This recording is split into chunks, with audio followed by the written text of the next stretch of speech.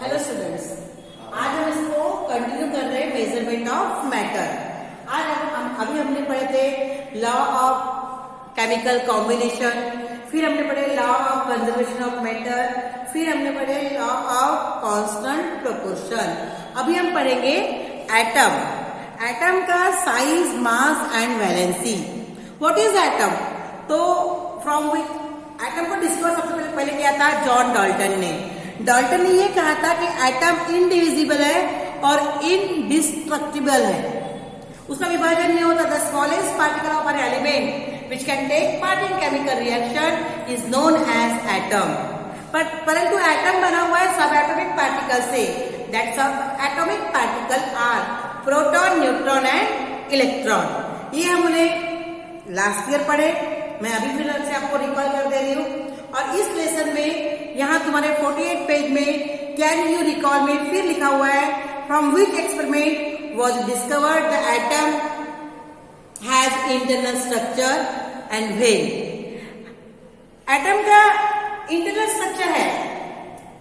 बूंदी के लड्डू का last year का था कि बूंदी के दाने जब चिपक जाते हैं तो एटम एक सॉलिड है, पर एटम सॉलिड नहीं है। एटम अंदर से इंटरनल स्ट्रक्चर है, वो पोला है ना। ये किसने बताया था? जे थॉमसन ने, सर जे थॉमसन ने 1904 में। उनका मॉडल था प्लम एंड पुडिंग मॉडल। उसके बाद रुदरफोर्ड ने बताया कि जब अल्फा पार्ट उस पे गोल्ड फॉइल को बम्बारमेंट करते हैं तो एक स्ट्रेट जाती है, एक स्ट्रेट जाके थोड़ी डाइवर्ट होती है और एक स्ट्रेट जाके थोड़ी इधर ज्यादा डाइवर्ट होती है। ये एटम का स्ट्रक्चर रुदरफोर्ड, जे थॉमसन और सर जॉन डाल्टन ने अपने को बताया था। फिर उन्होंने यहाँ पे एक सेकंड क्वेश्चन है, what are the two parts of an atom? Atoms के दो पार्ट है, एक है न्यूक्लियस और एक है एक्स्ट्रा न्यूक्लियर पार्टिकल। जो न्यूक्लियस के अंदर प्रोटॉन और न्यूट्रॉन्स रहते हैं, है ना, और एक्स्ट्रा मॉलिक्यूल में को रिवॉल्व अराउंड करते हैं इलेक्ट्रॉन्स, है ना। तो electrons are negatively charge and protons are positively charge. इसके बाद atom in the nucleus and there are electron in the extra nuclear particle. The electrons are negatively charge and protons are क्या होता है, वो positively charge होता है। अब हमको पढ़ना है size of an atom. The size of an atom can be determined by its radius. Size of an atom can be determined by its radius. अब what is radius? The distance between nucleus and the last orbit is known as radius of an atom. The distance between nucleus and last orbit is known as radius of an atom. ठीक है? Size can be determined by its radius. अब हमने ये diagram बनाया है orbit का, atom का। ये है न्यूक्लियस और ये है इसका लास्ट ऑर्बिट, ठीक है। तो ये जो डिस्टेंस कहलाएगा, ये डिस्टेंस कहलाएगा साइज ऑफ एन एटम। अब size of an atom can be express in nanometre.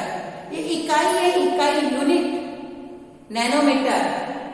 1/10⁹ metre is equal to 1 nanometre and therefore 1 meter is equal to 10⁹ nanometre. हमने साइज में यहाँ पे हाइड्रोजन का बताया, तो size of hydrogen atom is कितना है? 10⁻⁻10 नैनोमीटर। वाटर मॉलिक्यूल कितना है? 10⁻⁹ नैनोमीटर। ये नैनोमीटर हमने यहाँ पे इसका साइज बता दिया। Atom are very very tiny. Modern जैसे वो माइक्रोस्कोप में दिखाई देता नहीं है, पर तो मॉडर्न जो इक्विपमेंट्स आ रहे हैं जैसे electron microscope, field ion microscope, जो हाई टेक्नोलॉजी वाली मैग्निफिसेंट जो है उसमें एटम दिखाई देता है। पर ये जो साइज हमने यहाँ पे दिया है वो एग्जैक्ट नहीं है, वो अप्रोक्सीमेट है। एग्जैक्ट यानी परफेक्ट और अप्रोक्सीमेट यानी लगभग। The atomic size of an depends on the number of electron orbit in the atoms. अब ऑर्बिट कितने हैं, ये पहली न्यूक्लियस वाली, ये पहली ऑर्बिट, ये दूसरी ऑर्बिट, ये तीसरी ऑर्बिट, ये इसका न्यूक्लियस, ये इसकी रेडियस। ये भी होता है, इतना भी आएगा, इतना भी आ सकता है। उसमें कितने इलेक्ट्रॉन है, उसका साइज कितना बड़ा है, उसका एटॉमिक नंबर कितना है, उस पर डिपेंड करेगा साइज ऑफ एन एटम। अब हमको पढ़ना है मास ऑफ एन एटम। मास क्या है, अभी हमने बताए थे कि एटम में न्यूक्लियस होता है, न्यूक्लियस में प्रोटॉन पाए जाते हैं और न्यूट्रॉन पाए जाते हैं, ठीक है। और ये प्रोटॉन और न्यूट्रॉन टुगेदर इसको कहते हैं न्यूक्लियॉन्स, है ना। Number of proton plus number of neutron present in nucleus of an atom is called, क्या कहते हैं उसको, atomic mass. What is atomic mass? The number of proton plus number of neutron present in the nucleus of an atom is known as atomic mass of that atom. Book में देखना है, the mass of an atom is concentrated in its nucleus. 3 बार बता रखिए, यहाँ पे nucleus है, nucleus में proton neutron होते हैं। The mass of an atom is concentrated in nucleus, the number of proton plus number of neutron present in the nucleus of an atom is known as atomic mass. अब nucleus के अंदर जो proton और neutron है उनको together क्या कहते हैं, nucleus. And atom is very very tiny small, तो उसका मास कैसा निकालेंगे, how we can determine its size, its mass. Size तो डिटरमाइन कर लिए बाय द रेडियस, अब मास कैसा डिटरमाइन करेंगे। साइंटिस्ट स्ट्रगल किए, क्वेश्चन आए, बहुत पॉसिबल उन्होंने, but it was not possible up to 19th century. तो एक कंसेप्ट आया relative mass of an atom, relative mass of an atom, ये कंसेप्ट आया। उनमें उन्होंने क्या किया, रिलेटिव मास किसका लिया, लाइटेस्ट एलिमेंट। अब लाइटेस्ट कौन है, जिसका एटॉमिक मास सबसे कम है, वो कौन है, हाइड्रोजन। कितना है उसका, 1। कितना है, 1। रिलेटिव मास कितना है उसका, 1।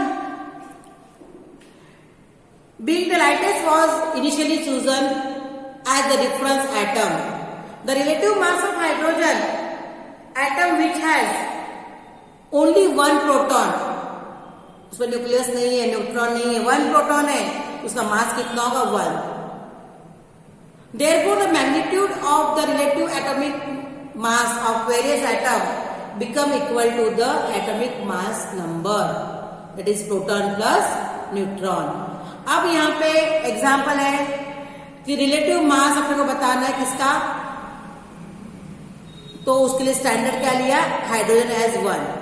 The mass of nitrogen atom 14 time that of hydrogen atom, therefore relative mass of nitrogen कितना है, 14। हाइड्रोजन से जितना गुना अधिक होगा उतना उसका क्या आएगा, रिलेटिव मास के हिसाब से उसका एटॉमिक मास बनेगा। परंतु बाद में क्या होने लगा, ये एलिमेंट्स का जब मास निकालने लगा एटम का, तो फ्रैक्शन में आने लगा, फ्रैक्शन नहीं होना है। तो उसके बाद एक और थ्योरी आई इन 1961 में, कार्बन को सिलेक्ट किया गया। कार्बन का एटॉमिक मास है 12। The relative mass, atomic mass of 1 hydrogen atom compare to the carbon, तो कितना हुआ, 12 into 1/12, वो कितना है, 1। The mass of 1 proton and 1 neutron on the scale of relative mass is approximately 1.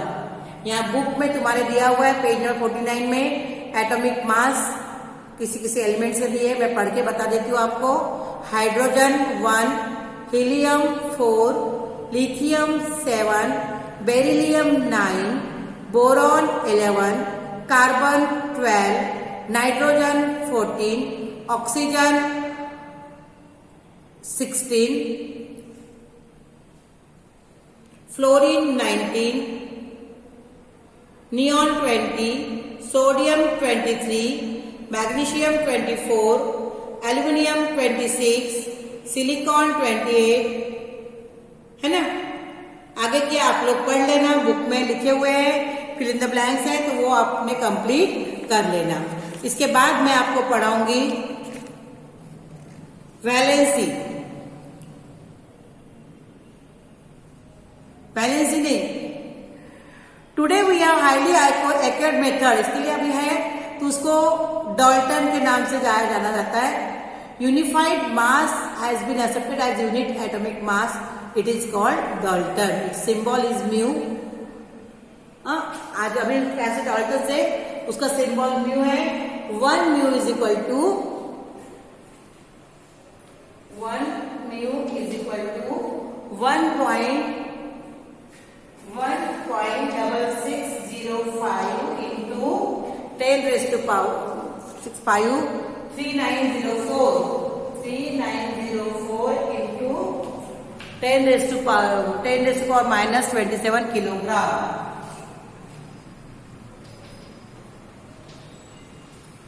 अभी मॉडल अभी क्या हुआ, ये डाल्टन पेज में देखो 50 पेज में। Today we have highly accurated method for measuring the mass of an atom directly instead of relative mass. Unified mass has now been accepted the unit of atomic mass, और उसे कहते हैं Dalton. Unified मास को अभी accept किया, और unified मास को क्या कहते हैं, यूनिफाइड मास को एक्सेप्ट किया है और उसे कहते हैं डाल्टन। और कैसे उसको दर्शाते हैं, सिंबल कैसे है, म्यू, है ना। अब हम केमिकल सिंबल ऑफ एलिमेंट कल के लिए मैं छोड़ दे रही हूँ। आप लोग पूरे वीडियोस देखो, मैंने इसको यूट्यूब में डाला है, आराम से देखना और आराम से पढ़ना, साथ साथ में लेसन भी पढ़ा करो, है ना। कई अभी मैंने 2 वीडियोस डाले हो, देखी हो, 2-3 लोग देखे हैं, सभी लोग उसको देखो, एंजॉय करो पढ़ना, है ना। पढ़ोगे तो पढ़ने का मजा आएगा, नहीं पढ़ोगे तो कुछ भी नहीं आएगा बेटा, है ना। ठीक।